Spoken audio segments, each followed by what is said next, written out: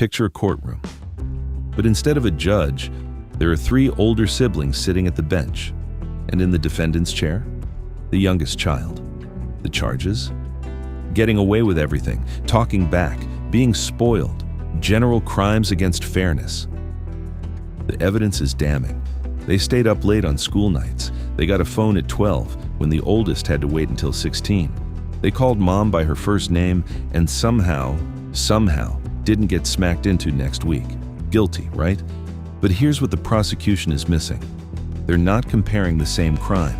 They're comparing two completely different legal systems. Because the parents who raised the firstborn, they're not the same people who raised the lastborn. Same house, same DNA, completely different universe. Today, we're dissecting one of the most misunderstood dynamics in family psychology, why the youngest child seems to operate under different rules, and what that does to everyone's psychology, including theirs. This isn't about who's right or wrong. It's about why the same parents can raise completely different children, and why that difference feels like betrayal to everyone watching. Let me paint you two portraits. It's 1998. Your firstborn has just arrived. You read 17 parenting books while pregnant. You sterilize everything. You follow the feeding schedule down to the minute. You panic when they sneeze twice in a row. Every decision feels massive because you've never done this before. You don't know what matters and what doesn't, so you treat everything like it matters. You're terrified of failing. So you become strict, not because you're mean, but because structure feels like safety. Rules feel like protection. Boundaries feel like love. Your firstborn grows up in a world of because I said so, not until you're older. Finish your vegetables or no dessert. Bedtime is 8 p.m., non-negotiable. Now, fast forward 10 years. It's 2008. Your last child arrives. You've already raised 2, maybe 3 kids. You know what a real emergency looks like versus what's just Tuesday. That thing you panicked about with the first kid? You now know it's fine. The rules you thought were essential? You've watched them matter less than you thought. You're not careless, you're calibrated. You've learned that. Kids will survive without perfectly balanced meals. Bedtime can flex 15 minutes without catastrophe. Some battles just aren't worth the energy. Love doesn't require rigidity. So your last child grows up in a world of fine, but just this once. We'll see. Ask your mom. Ask your dad. Okay. Bedtime is 8:30. Honestly, just go to bed at some point. These are the same parents, but they're not the same version of those parents. And here's what's psychologically fascinating. The firstborn only knows portrait 1. They never met the parents in portrait 2. They just see their younger sibling getting away with things that would have gotten them grounded for a month. And from their perspective, it's not evolution, it's favoritism, it's injustice. It's proof that the youngest is spoiled. But the youngest? They didn't ask for relaxed parents. They just got the version of mom and dad who'd already figured out which rules were actually important. That's not privilege, that's timing. Now, let's talk about what it's like to be the lastborn. You enter a family that's already been running for years. There's an established order, established roles, established power. Your oldest sibling is basically a demigod. They're taller, smarter, stronger. They can do things you can't. They get privileges you won't see for years. They have authority over you that feels absolute. Your middle sibling has carved out their niche, the peacekeeper, the athlete, the smart one, the artistic one. Whatever it is, they got there first. And then there's you. Smaller, younger, less capable. So here's the psychological question you face, even if you never consciously articulate it. How do I matter in a world where everyone is already ahead of me? You can't outachieve the firstborn. They've got a 10-year head start and the pressure of parental expectations fueling them. You can't outsubtle the middle child. They've mastered the art of flying under the radar. So what do? You out-personality everyone. Developmental psychology shows that youngest children often develop what's called social precocity, advanced social skills that emerge earlier than expected, born from necessity. You become the funny one, because humor gets attention and diffuses tension, the charming one, because charm gets you what rules won't, The bold one, because you literally have nothing to lose. You're already at the bottom of the hierarchy. The dramatic one, because big emotions in a small body get noticed. This isn't manipulation. This is adaptation. When you can't compete on the playing field, your siblings dominate. You change the game entirely. You make the competition about charisma, about personality, about who can make mom laugh after a long day. And you get good at it. Really good. To your older siblings, this looks like getting away with everything. But from a psychological standpoint, you're doing exactly what any organism does when faced with limited resources. You're finding a niche. Your niche just happens to be charm. Here's something most people don't consider about being the youngest. You don't just have parents, you have parents plus. In many families, especially in collectivist cultures, older siblings function as secondary authority figures. They babysit you. They boss you around. They have permission to discipline you. So as the youngest, you're navigating a complex political landscape from day one. You've got mom's rules, dad's rules, older sister's interpretation of those rules, older brother's entirely different interpretation, grandparents who override everyone when they're around. And here's what happens. Psychologically, you become a master negotiator by age 7. You learn who to ask for what, when to ask, how to frame the request, who can override whom, how to play mediator against mediator. This is sometimes called triangulation, and before you judge it, understand that it's a sophisticated psychological skill. You're reading power dynamics, you're assessing emotional states, you're strategizing optimal outcomes. To an older sibling, this looks like manipulation. They always get their way. They play mom and dad against each other.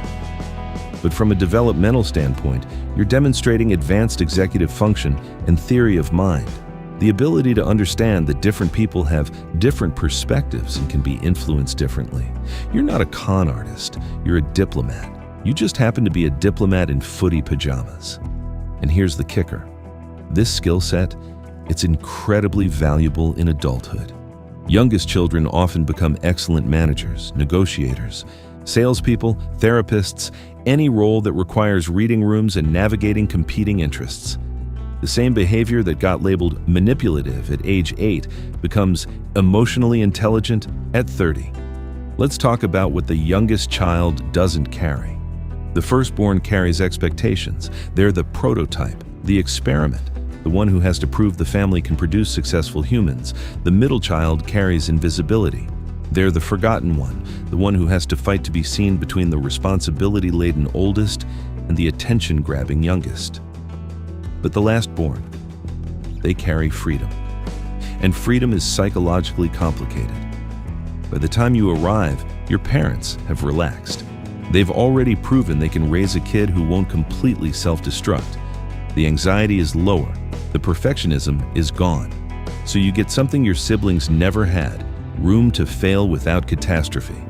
You can try things and mess up without it feeling like a referendum on. The family push boundaries without parents spiraling into, where did we go wrong? Be imperfect without shame. This creates a different kind of confidence. Research in developmental psychology shows that children raised with autonomy supportive parenting, where they're given freedom within boundaries, tend to develop higher intrinsic motivation, greater creativity, more willingness to take risks, stronger sense of self. The youngest often gets this parenting style by default, simply because parents are tired of micromanaging. And this shows up in behavior. You question rules more because you weren't conditioned to see them as absolute. You negotiate more because you were allowed to.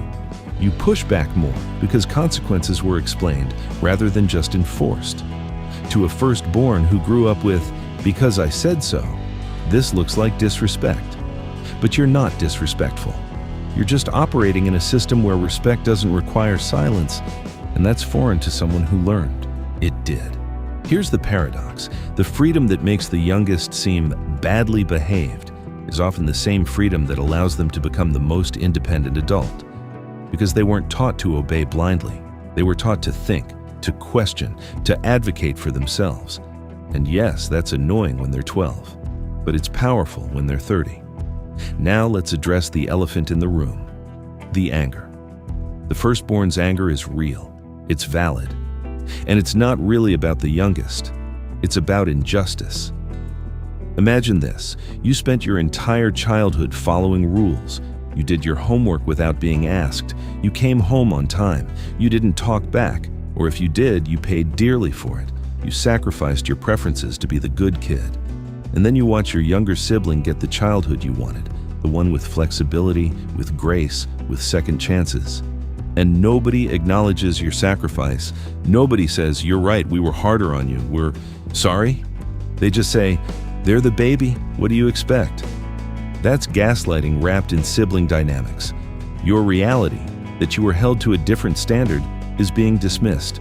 And the pain of that dismissal often gets redirected at the youngest because they are a tangible target for abstract unfairness. This creates what psychologists call horizontal hostility, when people who are both experiencing unfair treatment fight each other instead of addressing the system. The firstborn is angry at the wrong person.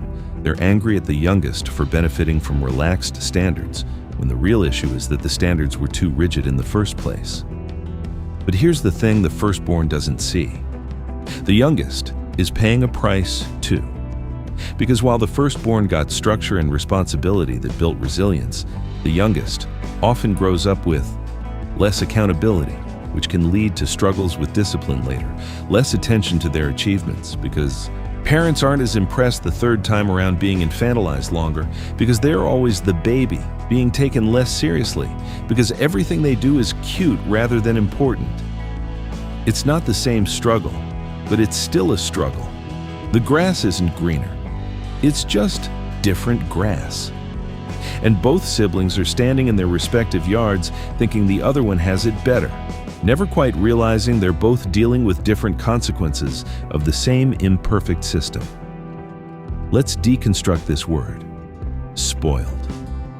When people say a child is spoiled, they usually mean they got more material things, they faced fewer consequences, they received more affection, they were given everything. But here's what psychology tells us. Affection doesn't create bad behavior. Inconsistency does. A child who is loved, held, given attention, treated with warmth, that doesn't produce dysfunction.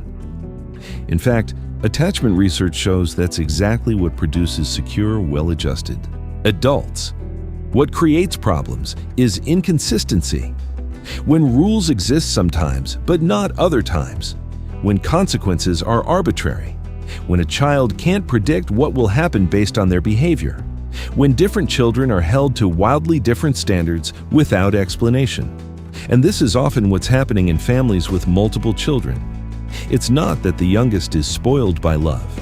It's that the family system became inconsistent across children, and the youngest happened to be on the receiving end of the relaxed version. But from the youngest's perspective, they're not spoiled. They're just responding to the environment they were given. If you're never required to clean your room, you don't develop the habit. If you're rarely punished for talking back, you don't learn that boundary. If you can negotiate your way out of most rules, negotiation becomes your default strategy. You're not morally deficient, you're environmentally adapted. And here's the uncomfortable truth. If the older siblings had been raised by the same relaxed parents, they'd probably exhibit the same behaviors. The youngest isn't badly behaved, they're accurately calibrated to their environment. The behavior that looks like a character flaw is actually pattern recognition. So let's talk about what often gets overlooked in the spoiled last-born narrative, the strengths. Because the same traits that annoy everyone at the dinner table often become assets in adulthood. The youngest often develops comfort with risk because they grew up with less to lose. They weren't carrying the weight of being the family's first representative in the world. This often translates into entrepreneurship career changes others, fear, creative pursuits, willingness to fail and try again, social intelligence. Growing up having to charm, negotiate, and read rooms full of people bigger than you? That's a masterclass in emotional intelligence. Youngest children often excel in sales and persuasion, conflict mediation, entertainment and performance, therapy and counseling, Adaptability. When you're constantly adjusting to the needs and moods of multiple authority figures, you become exceptionally flexible. This shows up as thriving in chaos, navigating office politics, building diverse friend groups, handling change with less anxiety, the willingness to challenge authority, to push back, to question the status quo. This is leadership training. Many social movements, innovations, and cultural shifts have been driven by people with youngest child energy. The audacity to say, "Why do we do it this way?" when everyone else just accepts it. The same traits labeled stubborn, rebellious, and badly behaved in childhood become visionary, courageous, and innovative in adulthood. The behavior didn't change. The context did. Here's what I want you to understand. Whether you're the oldest, middle, youngest, or only child, birth order isn't destiny, but it is environment.